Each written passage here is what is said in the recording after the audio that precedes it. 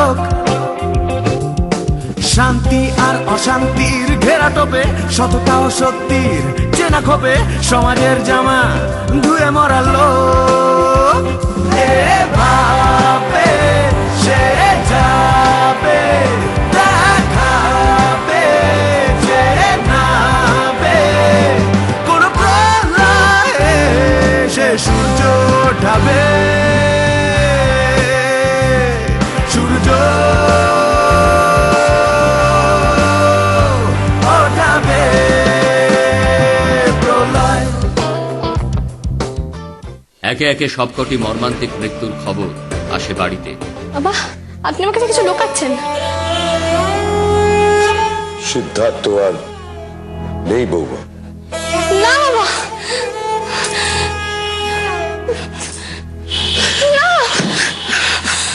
দত্ত নিজের বাড়িতে বসে জানতে পারে অনিকেতের কথা। এটা কি করে হলো? সবই আমার দোষে। সিদ্ধেশ্বর সন্তান হারানোর শোকে বিমর্ষ হয়ে পড়ে। আমি যেতাম, আমার তো মরার কথা ছিল রে সিধু, আমি কেন তোকে পাঠালাম? শানু মল্লিক প্রলয়কে ধরার জন্য তৈরি হতে থাকে। যুদ্ধে যাওয়ার জন্য রাবণের মতো মহাবীরের কোনো সাহায্যের দরকার হয় না, কারণ রাবণ একা নয়, একাই দর্শন। বন্ধু বিচ্ছেদ আর বাবাকে হারানো।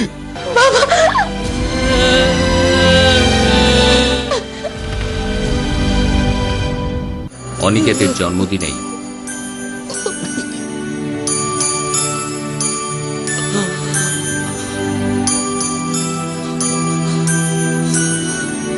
এরপর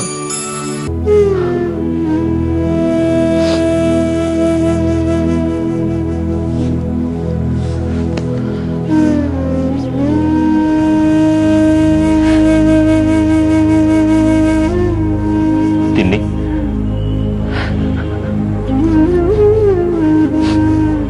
তিনি আমাদেরকে দেখ। তিন্নি,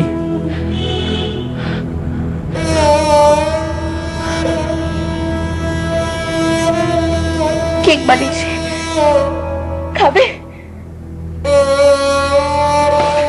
তাহলে কি খাবে? বাবার জন্য বানিয়েছিলাম, আজকে বাবার বার্থডে, না খেয়ে চলে গেল। জানো, মা ওইভাবেই আমার উঠে রেখেছিল। ওরা খুব বাজে।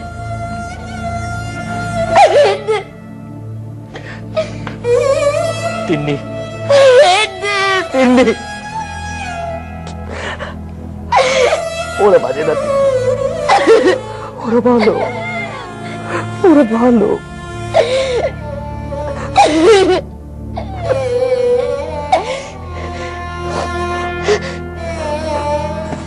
মা, কিরে সারাদিন তুই কোথায় ঘুরছিস?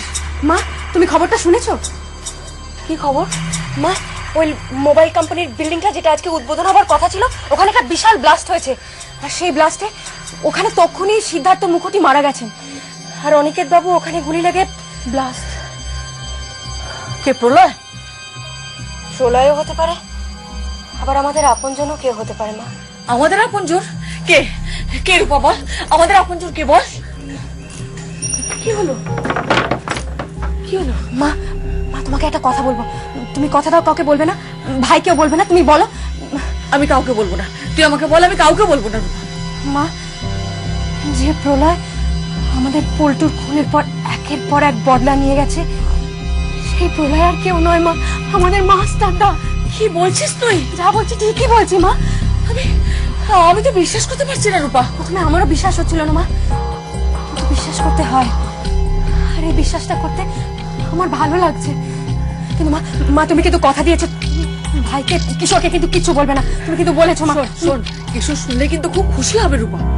হয়তো হবে, কিন্তু মা কিশোরের মনে না মাস্টারদার একটা অন্য ছবি আঁকা আছে, তুমি সেটা বদলে দিও না মা।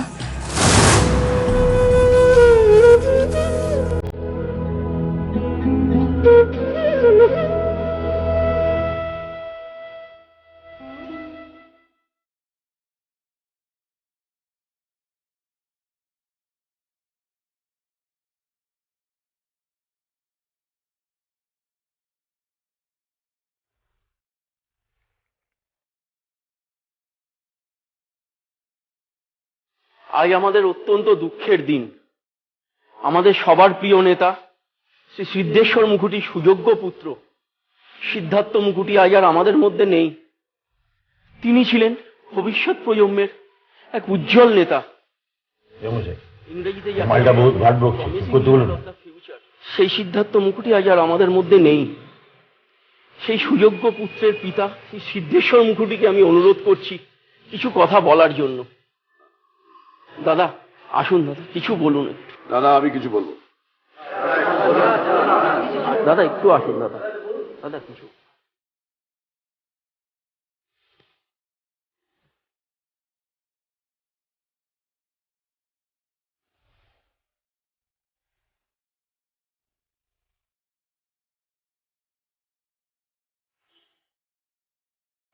আমি রাজনীতি করি অনেকদিন ধরে, অনেকদিন, অনেক বড় বড় মঞ্চে বক্তৃতা দিয়েছি, কিন্তু আজ এখানে দাঁড়িয়ে আমি কি বলবো আমি বুঝতে পারছি।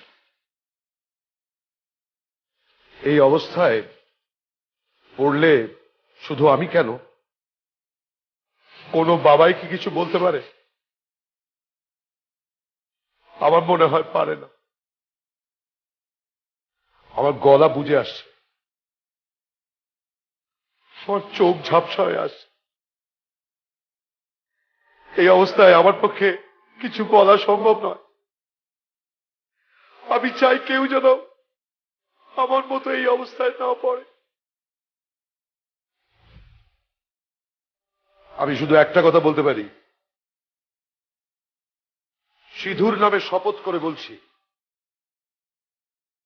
যে আমার সিধুকে আমার কাছ থেকে কেড়ে নিয়েছে তাকে আমি দুনিয়া থেকে কেড়ে নেব। নাহলে আমার এমপি হয়ে লাভ কি? হাতের মুঠোয় এত ক্ষমতা পেয়ে লাভ কি? কোনো লাভ নেই। আমি আর পারছি না। এত তাড়াতাড়ি না পারলে চলবে?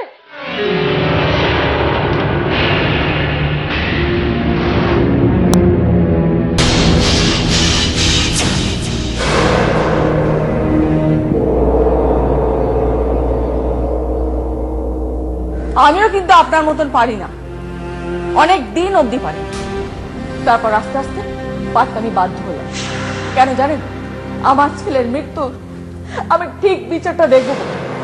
আজ আপনি যে জায়গাটায় দাঁড়িয়ে আছেন, কিছুদিন আগে আমিও ঠিক সেই জায়গাটায় দাঁড়িয়েছিলাম, আর সেখানে দাঁড়াতে আপনি আমাকে বাধ্য করেছিলেন। আপনি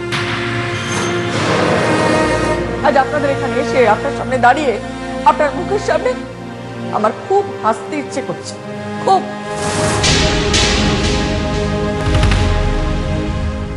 কিন্তু কিন্তু আমি হাসবো না। কি হচ্ছে রে? কি আমি একদম হাসবো না, একদম না। চুপ করুন। এখানে আমি কিছু করতে আসিনি, আমি আপনাদের সঙ্গে আপনাদের সমব্যথী হতে এসেছি। আমার কাছে কার ছেলে কার মেয়ে সেটা বড় কথা নয়। সিদ্ধার্থ আপনার ছেলে ছিল, আপনি সিদ্ধার্থর বাবা ছিলেন, সেটাই আমার কাছে বড় কথা।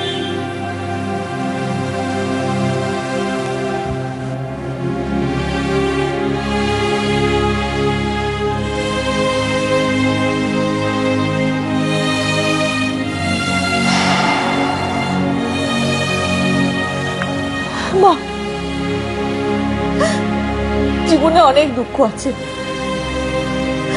যত মনে রাখবে তত কষ্ট। ভুলে যা। আমি জানি ভুলতে খুব কষ্ট হবে, কিন্তু যদি ভুলতে পারো খুব ভালো থাকবে, খুব।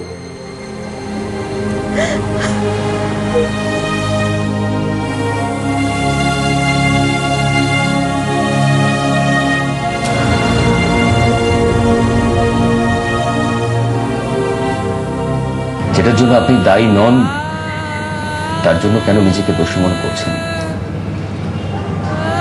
পারছি না নিলয়, আমি পারছি না। একটা অপরাধ বোধ আমাকে প্রতিনিয়ত কুড়ে কুড়ে খাচ্ছে। তোদের জন্য সব করতে পারি, মরেও যেতে পারি। জি 5ই সেপ্টেম্বর থেকে সোম থেকে শনি রাত 9:30টায় সানন্দা টিভিতে।